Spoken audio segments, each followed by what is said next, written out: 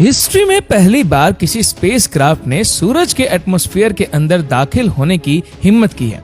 लेकिन अब सवाल ये उठता है कि आखिर लाखों डिग्री के टेम्परेचर में भी पार्कर सोलर प्रोब मेल्ट क्यों नहीं होता और यह बिल्कुल परफेक्टली काम कैसे करता है।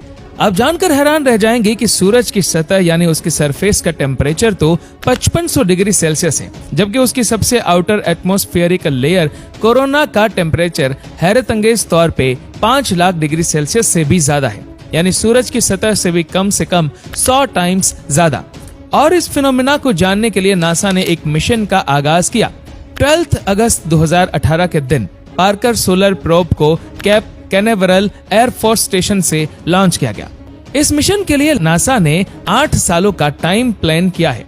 सूरज के सबसे क्लोज पॉइंट तक जाने के लिए वीनस का सहारा 24 बार लिया जाएगा। वीनस का सहारा इसलिए किया जाएगा क्योंकि सूरज और अर्थ के बीच का डिस्टेंस 150 मिलियन किलोमीटर है।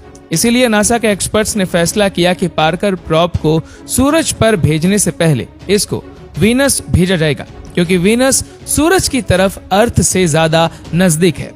हर एक चक्कर में 37 घंटे ऐसे होते हैं जिसमें सूरज पर रिसर्च करने का मौका मिलता है, यानी टोटल 8 सालों में ये प्रोब सूरज पर 900 घंटे की रिसर्च कर पाएगा।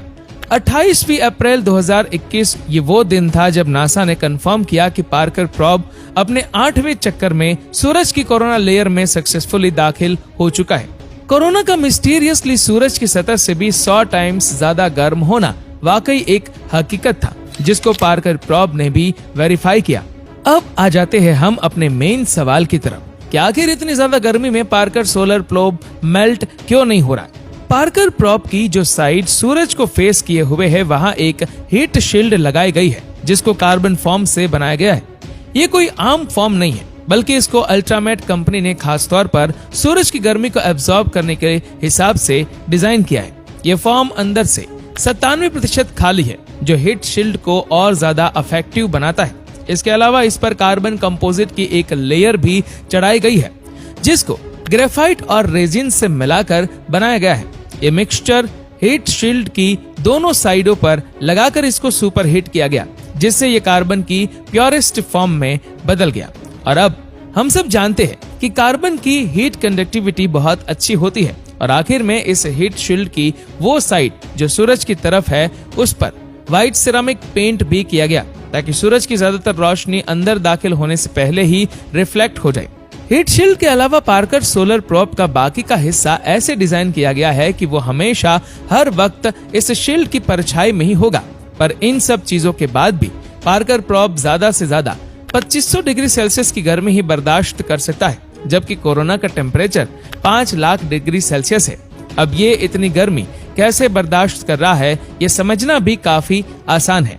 लॉ ऑफ थर्मोडायनेमिक्स के मुताबिक हीट को ट्रांसफर होने के लिए भी कोई मीडियम चाहिए। जैसा कि गर्मियों में अर्थ पर हवा में मौजूद पार्टिकल्स और वेपर्स अपने अंदर गर्मी लेके चलते हैं, जिनकी वजह से हमें रात के वक्त भी गर्मी लगती है। अगर पार्टिकल्स कम होंगे तो हीट भी इतनी आसानी से ट्रैवल नहीं कर पाएगी। जैसा कि उबलते हुए पानी में हाथ डालने से फौरन जलन होगी, जबकि 300 डिग्री के ओवन में हाथ डालकर फौरन निकालने से शायद हमें मालूम भी न पड़े। यह सिर्फ इस वजह से मुमकिन है क्योंकि पानी के मॉलिक्यूल्स हमसे टच होते, जबकि ओवन में कोई चीज हमसे टच नहीं होती। एक्सपर्ट्स का कहना है कि पार्कर सोलर प्रोब की हीट शील्ड पर 1200 डिग्री सेल्सियस होता है, जबकि उसका पिछला हिस्सा जहां सूरज की रोशनी नहीं लगती वहां टेम्परेचर माइनस में होता है, क्योंकि वहां कोई पार्टिकल्स नहीं है जो हीट को ट्रांसफर कर सके। यही रीजन है कि पार्कर सोलर प्रोब सूरज के इतना करीब होने के बावजूद भी मेल्ट नहीं हो रहा।